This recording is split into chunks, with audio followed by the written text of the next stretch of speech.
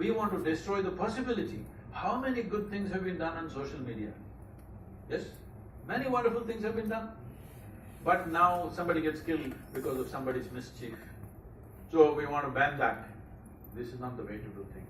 This is not the way to take the nation forward. It doesn't matter, some people pay the price, unfortunately it is true. But we must bring more responsible usage of that rather than simply banning this, banning that.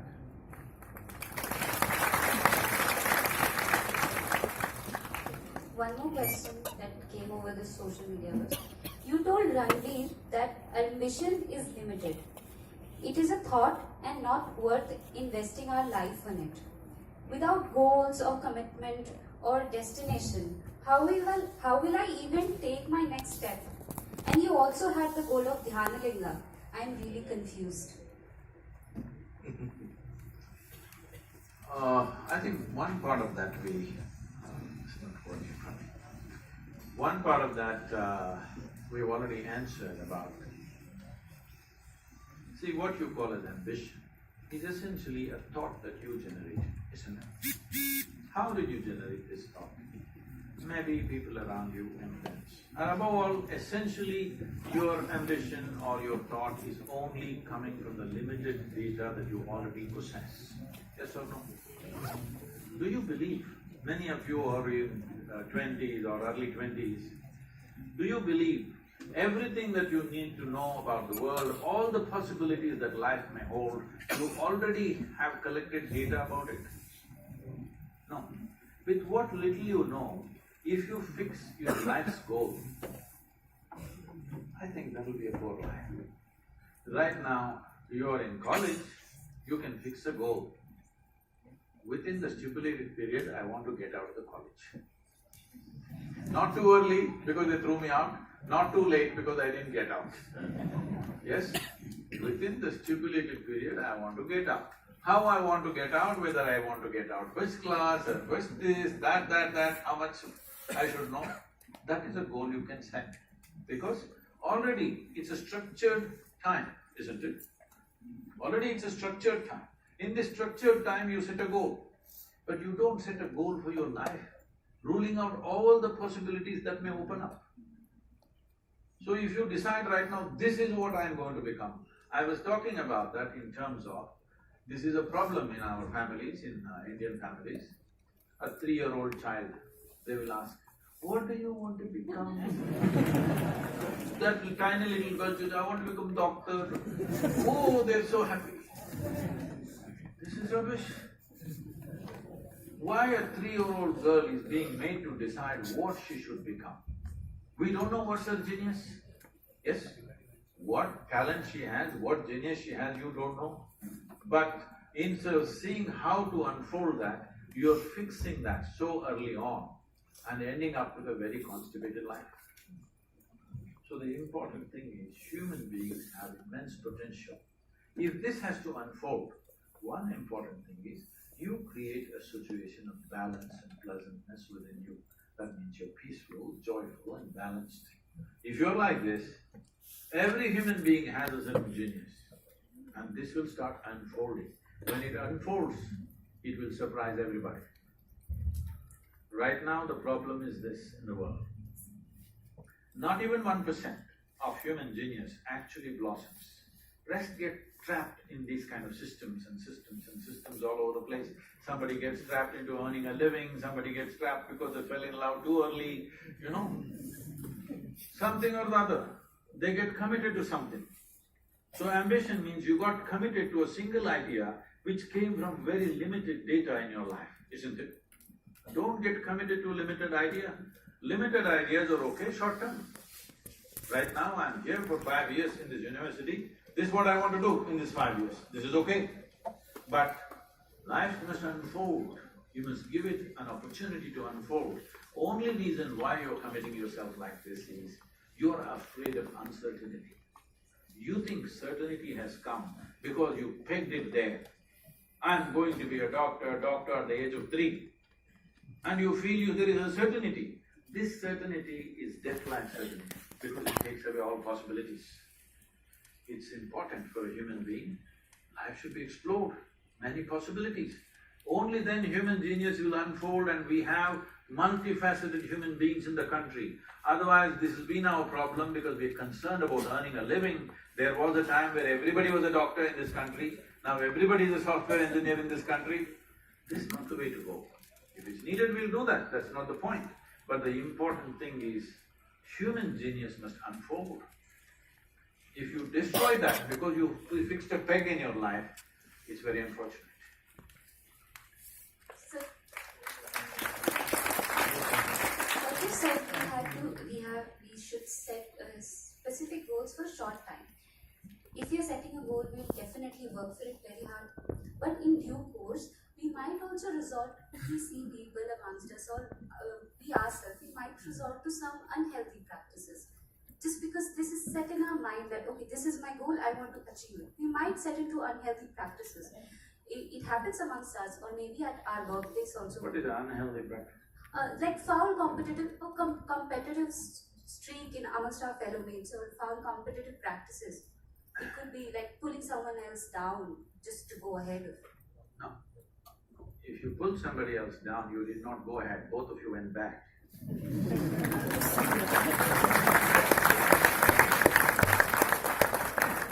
That's all that happened. But right now, this continues. This is what I said, if something has to unfold within you, outside should not decide everything. A few things outside will decide. The rest should come from within. That's what a human being means. For other creatures, everything is decided by reaction with outside.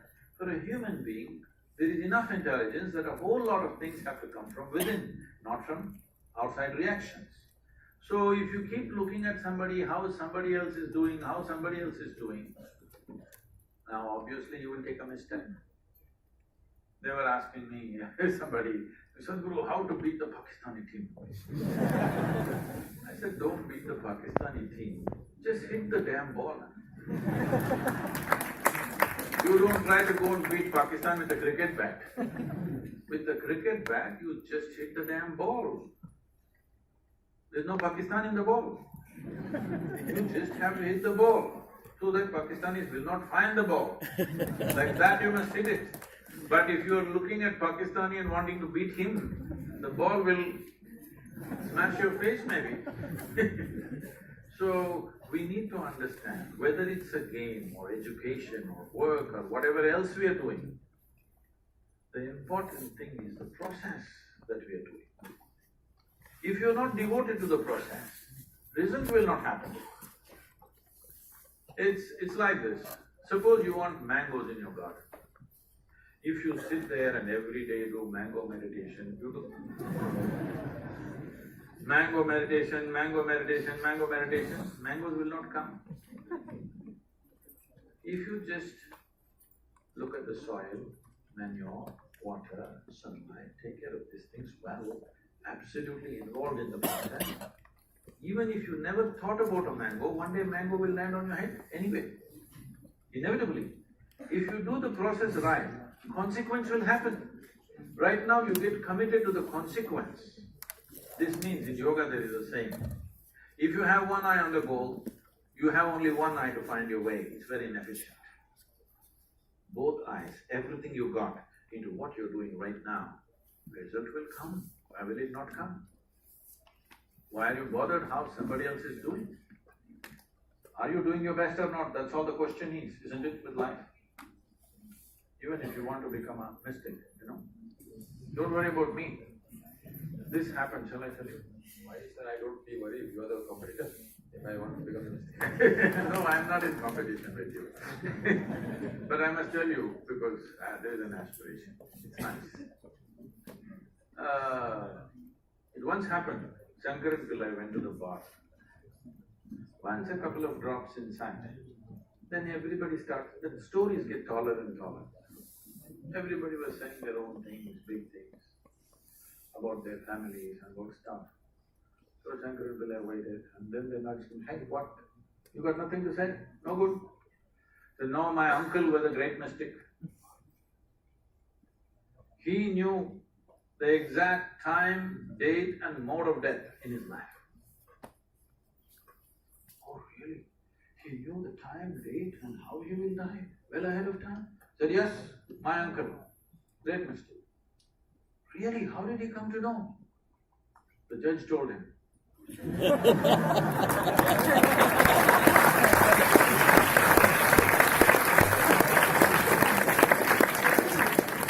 So there is a possibility, huh? You have drifted the whole thing in law. That's right. So, Sadhguruji, I would also like to open certain questions from the audience. Since we have time constraints, so we will be only getting up for only 2 questions. So I think whosoever has to ask the question. Kaniyaji.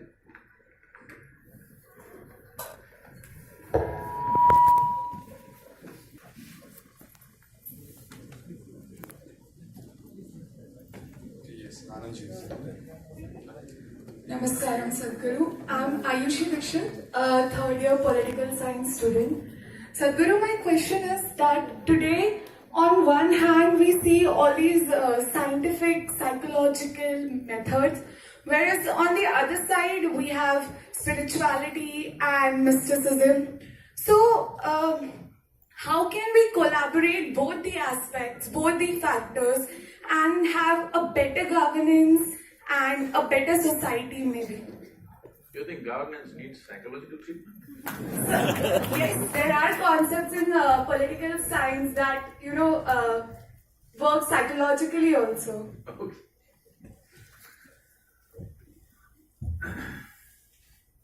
See, this is a culture where always the spiritual leaders always largely worked with the kings of the time.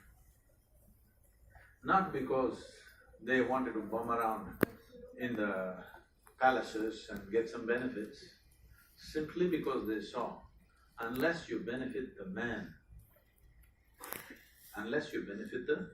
man who has the power to make difference to millions of people, people will not really benefit. If you get to a position of responsibility or power, that every word you utter, every thought, every emotion and every action that you perform has influence over millions of people, the first and foremost thing you need to do is to fix yourself, so that how you think, how you feel, how you speak and how you act is calibrated for the well-being of the people. So, this is why whether you take Krishna's whole life was just about marrying political system and the spiritual process. You take Gautam Buddha, all his life he is working with kings, because you can work from bottom up. That is one way, but that's a long way. Today it is possible because we have communication. I want you to imagine, when a Gautama walks from village to village, if he speaks, even 10 people will not hear. Village to village, village to village. 40 years of his enlightened life, he walked and walked and walked. But impact is not good, he knows that. So he goes to the kings and try to impact them, because once they're impacted, they will change things in the nation. Because monarchy is a kind of autocratic rule. If he gets it, he will make sure something happens. In a democratic process, it is not so impactful, but it is still impactful. Here people are the leaders, but fortunately today, we have ability to communicate like never before. We can sit here and talk to the whole world if you want. This was never possible. Many great beings have come, but unfortunately when they spoke, hardly 50 people could hear. And even if they heard, somebody wrote down all wrong. And after 1,000 years, another 100 people modified it in so many different ways. By the time it comes to you after 1,000, 2,000 years, you don't know what the hell is coming to you. But today, see, these cameras are recording. If you say something different than what I said, they will play the video. I'm saying this was never possible before. So now we can work up, from grassroots to up. But at that time, the only way to work was top-down, because down is not possible to reach, only top is possible to reach. So today we can work both ways, but ground up is more effective today. That is why we're working with the people. So between psychology and spirituality, what is the difference? See, with psychology, you're trying to analyze the mechanics of thought process in a certain way. Essentially thought and emotion. But in the yogic culture, in the spiritual cultures of India, we don't give any significance to your thought. You can think what you want. We know it's just the surface of who you are. Because thought is coming only from the data that you have gathered, isn't it so? Hello? Only from the limited data that you have gathered, thought is coming.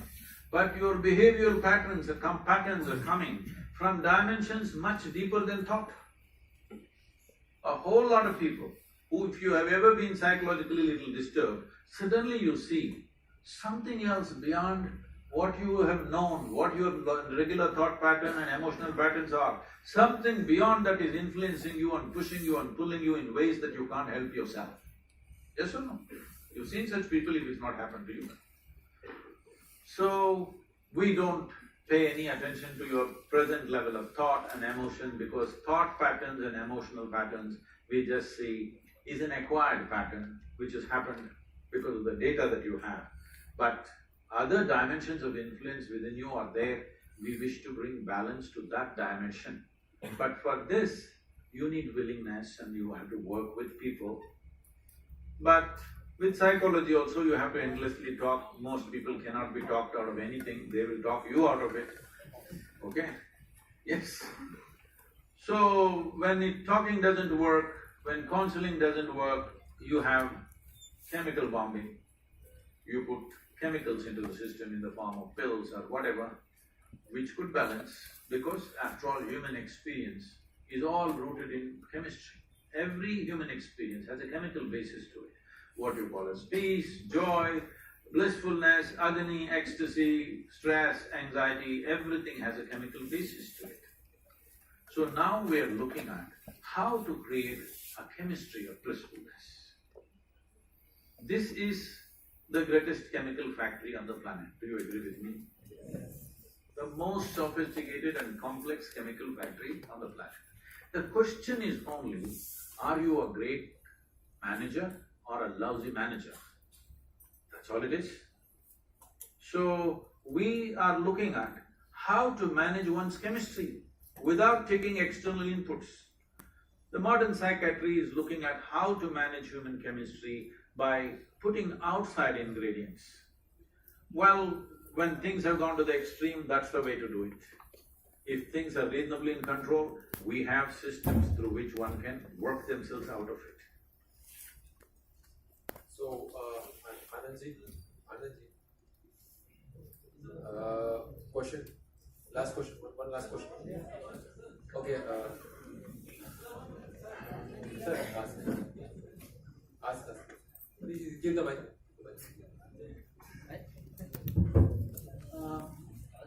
Very good afternoon, sir. My name is Sushant Kumar Shah. I'm a research scholar from BHU and very much fortunate to have a time to clear my doubt from you, sir. Sir, 7 years back when I got admission in BHU in diploma course, it was a very small course, just a part-time. I was diploma in tourism management. Okay. I was very much happy to get enrolled in that course. I went to my house, to my father, that shouting like anything that I got admission in BHU as like I have cracked IIM Ahmedabad. So my father was okay, fine. And now after 7 years I have cracked NET and got admission PhD, but I am not happy with what I am doing, sir, because I don't know. I have lost my spark. At that time, sir, in diploma, I was so much concerned about my study and being a part of BHU, the reputed university, said like I was much more confident. Please, read the question. What is the question? My question is, I have lost my spark, okay, and I am not a very much consistently motivated person. I have lost my motivation. How to regain that? To live my life and lead it in a joyful way. So to regain your inner peace. Thank you, sir. See, the nature of life is such. If you go outside in the garden and try to catch an ant, The BHU ant. Who is born here, who's grown up here and probably he'll die here, that BHU ant. If you try to catch him, he'll say, okay, to hell with my life, okay, crush me if you want. Is it so? He'll do everything to protect himself. He values his life, isn't it? Very much so. Tiny little creature that we may not even notice. We may step on him without even seeing him, unfortunately. But he values his life immensely. Does he or no? He's got spark. But you, a human being, at least on this planet, you're the peak of evolution. Physiologically at least. Yes? If other behavioral aspects, if we may have questions. But physiologically at least, the most evolved creature on the planet. What the most evolved creature on the planet means is, it has the most complex neurological system and it has the highest level of cerebral capability. That means you can think, you can remember, you have memory. You have a very vivid sense of memory and a fantastic sense of imagination. An ant doesn't have such a vivid sense of memory, nor does he have any great imagination. He has some. But he has a presence of mind about the life that he is living. Because the education systems that you're going through right from kindergarten level is such that it is about everything except you. It's about everything else. Somebody is PhD in tourism, somebody is PhD in biotechnology, somebody is PhD in something. Nothing about this. How does this function? There is no attention at all. A human being functions. You know, you have a Kalabhairava temple here. What this means is, a human being exists in 3 times. He lives because of the richness of his memory. How rich is your memory determines what you will do and what you will not do right now, isn't it so? So memory is important. The present experience is important. And how vivid is your imagination for tomorrow is very important. Right now the problem is, these things have all gotten mixed up. Because discipline of faculty has simply not come. Nothing has been taught to our children that there needs to be… Discipline means people think English kind of discipline, walking like this like idiots. Discipline of faculty is not there. Because of this, your own mind turns against you. What happened 10 years ago, you still suffer? Hello? What may happen day after tomorrow, you already suffer? Because there's no discipline of faculty. You don't know how to use your memory, you don't know how to use your imagination. Your memory makes you suffer, your imagination makes you suffer, and you think you're suffering your life. You are not suffering your life, you're only suffering the 2 greatest faculties of being human, vivid sense of memory and a fantastic sense of imagination, isn't it so? If you suffer the greatest faculties that you have, what can we do with you? If you suffer an ailment, understandable. If you suffer a disability, understandable. If you suffer your ability, hopeless case. Yes or no? You're suffering your capabilities. If you're suffering your disability, it's all right. You're suffering your capabilities. I must tell you this, about 4-5 months ago, I think, you might have seen it on the news, a young lady, 34-year-old lady, who was a television anchor in Hyderabad, jumped off the 5th floor window, killed herself, left a note, nobody is responsible for my death, my brain is my enemy. How many million years it took to get this brain to this size, and now it becomes your enemy? She articulated this, but this is true with almost 90% of the human beings. they are suffering their own intelligence, isn't it? If you take away half their brain,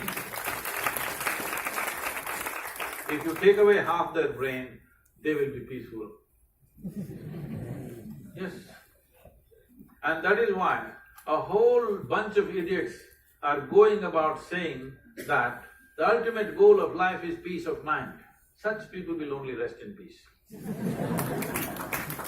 Now you, young man, they kept you here for too long, 7 years, they should have thrown you out in 4 years, then you would have done something.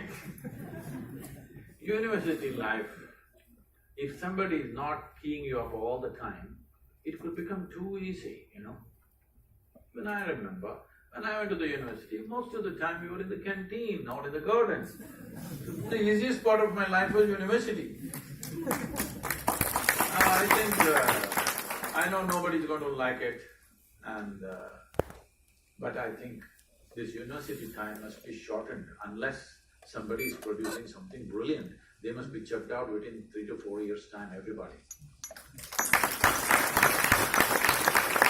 If they're doing something very focused and very intense, they must stay.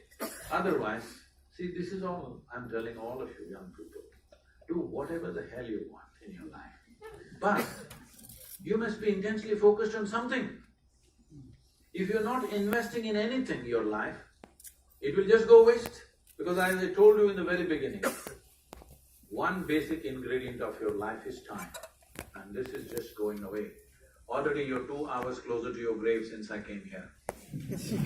Yes or no? 2 hours closer to Manikarnika. Yes or no? Yes, you're not immortal. It's just a limited amount of time. Are you a precious life? I'm asking. Is your life precious to you? Yes. Then you must decide where you want to invest this life. If this is precious, if this is worthless, throw it somewhere. If this is precious, invest in something worthwhile, isn't it? So if you invest this in something worthwhile, not spark, you will be aflame all the time. That's why my first question was being a mistake, right? I'm investing it in a good one. Being a mistake. Because you're a lawyer, because you're a lawyer, judge may tell you. The thing is that which judge? Supreme Court or High Court? Okay, we can have a concluding remarks. As you said, that time is limited, so we are approaching towards the end of this wonderful gossip. I would like to thank you for spending your time, because if time is money, then you have spent millions on us today. No, let me correct you. Time is not money, time is life.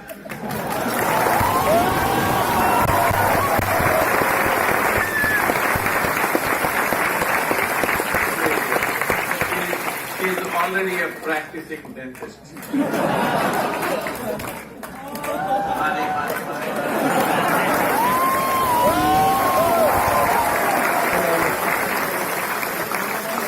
SadGuru, if I would say thank you, I know I'll reach out of words. I'll not have some words to express my gratitude. The only thing is, if somebody would ask me what have you got in Kashi, now I can answer that once I had SadGuru there. Thank you very much.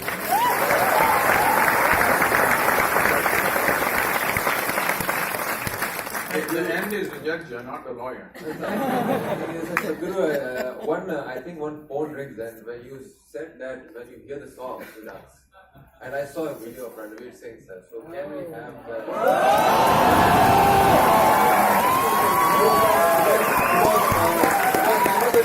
again, we just formed it a little. Please, if we can, then your favorite one. And music will come, we'll wait. I want to see the young people dance and then we will see. You can do it. I'm ready. We are ever ready. I want all of you to understand and appreciate this. That we are living in a country where still millions of people, nearly 500 million people probably, don't even get to eat properly. Alright? In such a country, when all of us have the privilege that at least we don't have to search for our food, then And not just that, you're in a premier institution like BHU, thanks to Malviyaji that he created this. You are part of his vision to educate this India, where when the British left, we were over 90% illiterate. So at that time, somebody had the vision to create this, and you are part of this great institution. I want you to always appreciate the privilege that you are here, which so many others have not found in this country.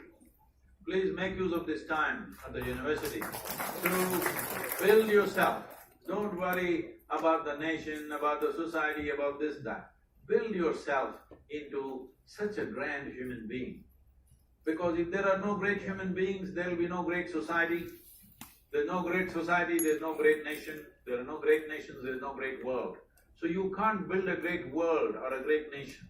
You can only make yourself into a great human being, and around you wonderful things will happen. It's my wish and my blessing. The best should happen to you. Thank you very much. What about the dance? Lawyer's job is not to judge. So, for that, can I have Professor Tej Singh, sir? Will you give? Yeah, class is there. Sir, Yes, sir. Just one. Can we do Alay? Yes, sir.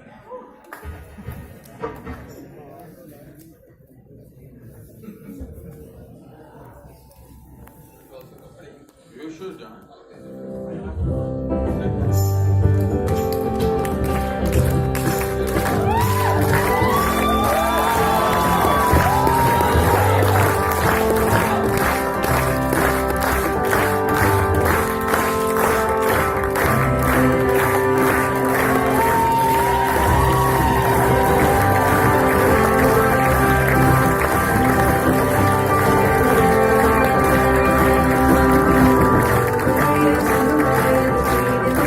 Thank you.